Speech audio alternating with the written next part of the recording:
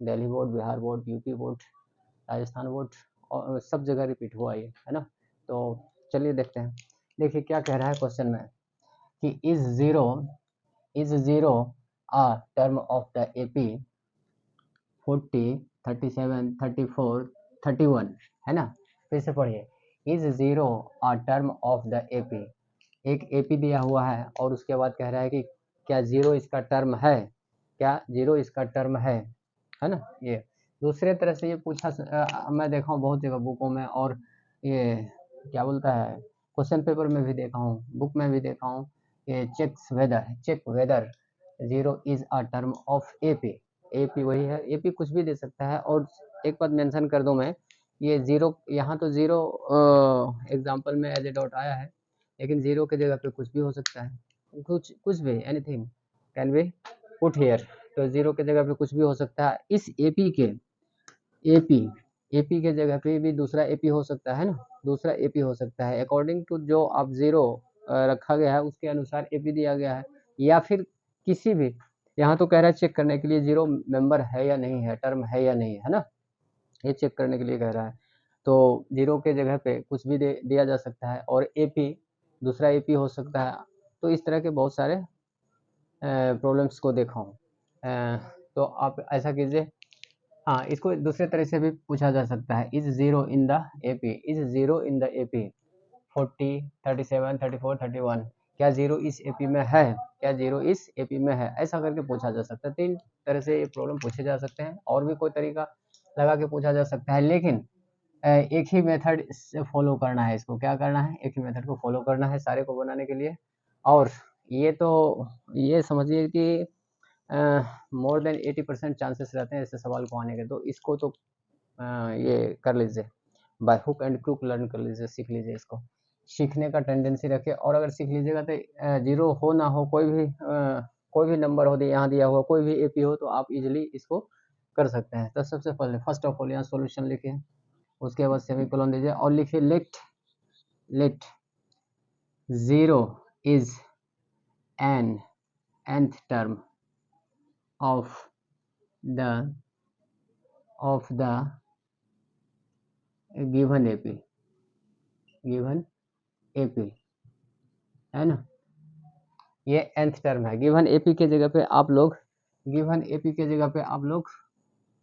है ना, of the given AP के जगह आप लोग ये भी लिख सकते हैं 40, 37, ये 34, 37 भी है, 37,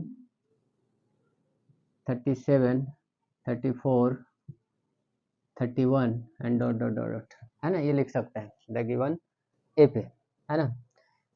लिखिए यहाँ पे क्या देखते हैं, here from AP first term a equals to 40, ये गिवन है एपी में जो दिया हुआ है ना, फर्स्ट टर्म 40 है। और कॉमन डिफरेंस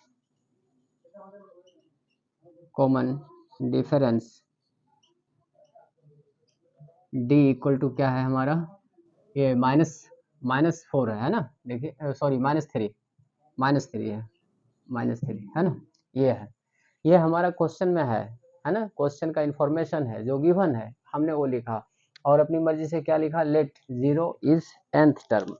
अगर जीरो इसका मेंबर है तो उसको हम nth टर्म में रख लिए कुछ देर के लिए। यहाँ लिख सकते हैं 4 times, for sometimes zero let for sometimes let zero is the nth term of the given AP, जो एपी दिया हुआ है ना, ऐसा मान सकते हैं। अब देखिए इसको जब nth टर्म मान लिए हैं, दैट इम्प्लाइज nth टर्म, पहले लिखिए nth term, that implies nth term equal to और के जगह पे क्या लिखेंगे डियर स्टूडेंट्स, फॉर्मूला अप्लाई कर देंगे a plus n minus one into D, अब a और d का वैल्यू यहाँ पुट करेंगे, है ना, a और d का वैल्यू पुट करेंगे। उसके पहले देखिए हमने nth टर्म को जीरो लेट किया है, तो इसको लिखेंगे हम जीरो, लिख सकते हैं कि नहीं, अनडाउटली यहाँ हमने लेट किया है कि nth टर्म जीरो है, तो ए एन को हमने 0 पुट कर लिया और ए एन का फॉर्मूला अप्लाई कर दिया यहाँ, है ना, यूज़ कर लिया। अब यहाँ से क्या करेंगे, दैट इम्प्लाइज ए और डी का वैल्यू पुट करेंगे। देखिए 40 प्लस और ये n minus 1 into -3। Dear students, यहाँ पे आप लोग मिस्टेक करते हैं। क्या करते हैं, यहाँ पे आप लोग मिस्टेक करते हैं। n-1 इंटू डी, अगर d माइनस में है तो आपको ऑलवेज ब्रैकेट में लिखना चाहिए, हर हमेशा ब्रैकेट में लिखना चाहिए। अगर माइनस ऐसे सिचुएशन में अगर माइनस आ रहा है ना, तो हर हमेशा ब्रैकेट में लिखना है। अदरवाइज अगर ब्रैकेट नहीं देते हैं तो ये अलग मीनिंग लेगा, अलग सेंस लेगा। ये सेंस क्या ले लेगा, अगर ब्रैकेट नहीं डालते हैं तो n-1 -3, है ना, ये अलग मीनिंग ले लेगा। तो यहाँ पे यहाँ पे -3 को अंडर ब्रैकेट लिखेंगे तो ये मीनिंग ले रहा है कि n-1 इंटू -3, है ना, ये है। तो यहाँ पे आप मिस्टेक मत करना। इक्वस टू 0 लगा दिया, इक्वस टू 0 है, एज इट इज लिख दिया, है ना। चलिए अब इसको सॉल्व आउट करते हैं। डियर स्टूडेंट्स, इतना इजी है, आप समझ गए होंगे। हमको लगता है कैलकुलेशन में ही आप लोग फंसे होंगे, इसलिए दोबारा भेज दें। देखिए 40, अब एक ही चैप्टर में लटके रहिएगा। जानते हैं सबसे ज़्यादा टाइम टेकन कौन लेता है चैप्टर? जियोमेट्री में सबसे ज़्यादा टाइम टेकन होगा आपका, है ना। उसके बाद और कोई चैप्टर नहीं है। मेंसुरेशन तो यूँ ही निकलते जाता है जल्दी जल्दी, लेकिन ज्योमेट्री आपको अंडरस्टैंडिंग में प्रॉब्लम होगा और वो ज़्यादा टाइम टेकन होगा। ये सब इन चैप्टरों में ज़्यादा जो है ना टाइम देना ठीक नहीं है। चलिए 40 प्लस अब ये 3n मल्टीप्लाई करेंगे। क्या मल्टीप्लाई करेंगे? -3n हो जाएगा। -3 को n से मल्टीप्लाई करेंगे -3n, है ना। और -1 को -3 से मल्टीप्लाई करेंगे +3, है ना, इक्वस टू 0। ये हो गया। यहाँ तक क्लियर है ना सबका? अब देखें कोई बहुत कॉम्प्लेक्स नहीं हो रहा है यहाँ कैलकुलेशन। ये 40 + 3 तो 43 + 43 आ गया यहाँ, है ना, और -3n इक्वस टू ये 0। अब देखिए, है ना, अब ये 43 को उधर ले जाएंगे डियर स्टूडेंट्स, और कुछ नहीं, n को निकालना, हमको फाइंड करना है। -3n इक्वस टू -43, क्या है, -43, है ना। Hence n equals to dear students -43 और -3 और -3, है ना, माइनस कैंसिल हो गया और ये डिवाइड करेंगे। देखिए ये कम्प्लीटली डिविजिबल नहीं है यहाँ पे, है ना, फिर भी कैंसिल आउट करके देखते हैं तो आएगा 3 × 1 = 3, 3 × 4 = 12, हाँ, और 3 पॉइंट 3 × 3 = 9, 3 × 3 = 9, 3 × 3 = 9, ये रेकरिंग लग जाएगा, है ना। ये क्या आया dear students, n equals to 14.333, recurring लग गया, डॉट मीन्स n हमारा आया fractional part, decimal part, having decimal part, है ना। n हमारा आया फ्रैक्शनल या हैविंग डेसिमल पार्ट। तो ये बट n क्या है dear students, n is the number of term, number of term है। कितने टर्म है, how many terms, number of terms है n। ये जब भी होगा it is always positive integer. जब भी होगा number of term positive integer होगा। इंटीजर मीन्स कंप्लीट नंबर, वो भी पॉजिटिव में, है ना। और यहाँ देखिए n क्या आ रहा है, फ्रैक्शनल पार्ट। अगर 43/3 ही छोड़ देते हैं, कंप्लीटली ये डिविजिबल नहीं है तो उसको वहाँ भी छोड़ देते 43/3 करके, है ना, तो फ्रैक्शनल है ना, फ्रैक्शनल आ रहा है, नॉट इंटीजर। और यहाँ भी देखिए अगर डेसिमल में डिवाइड किए, डेसिमल में कन्वर्ट कर दिए तो 14 पॉइंट समथिंग आ रहा है ना। कभी नंबर ऑफ टर्म्स ना तो फ्रैक्शनल होगा ना तो हैविंग डेसिमल पार्ट होगा, है ना। तो इस तरह से हम देखते हैं कि जो होना चाहिए, इट्स यहाँ लिखेंगे इट कांट पॉसिबल, इट या which is not possible, which is not possible, ठीक है। और उसके बाद लिखेंगे n is always positive integer,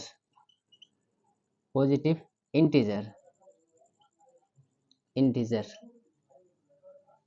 So it is, which is not possible because n is a positive, n is, इसके पहले और भी लिख सकते हैं n equal to number of term. So n is always, n is लिखिए या should be always positive integer, है ना, ये पॉजिटिव इंटीजर होना चाहिए always. So it can't be possible. So अब लास्ट में क्या कहेंगे, देखिए अगर क्वेश्चन यस नो है कि zero is zero a term of the AP, no, not या no, no, zero is not a term of AP of the given AP. इसी तरह से check whether zero is a term of AP, check ये हो चुका है, इस तरह से चेक कर लेते हैं और उसके बाद लिख देते हैं no, zero is not a term of the AP, zero is not a member of AP, the given AP.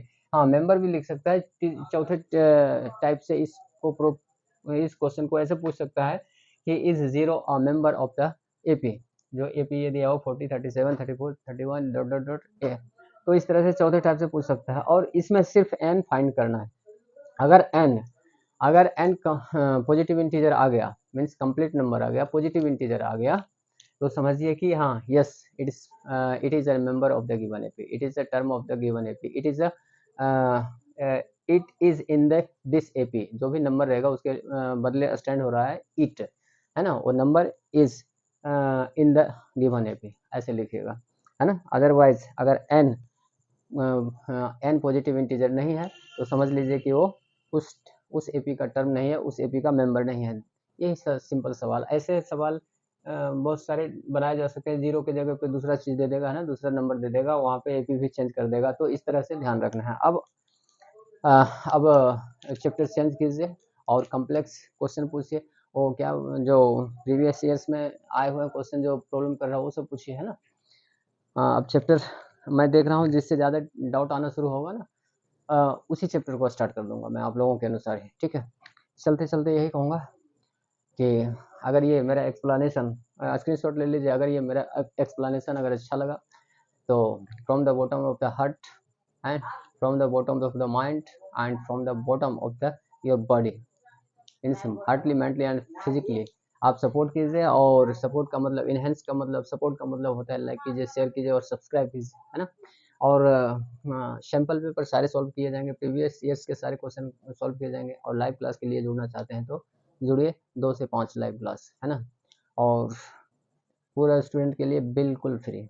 Okay, no fee for poor students.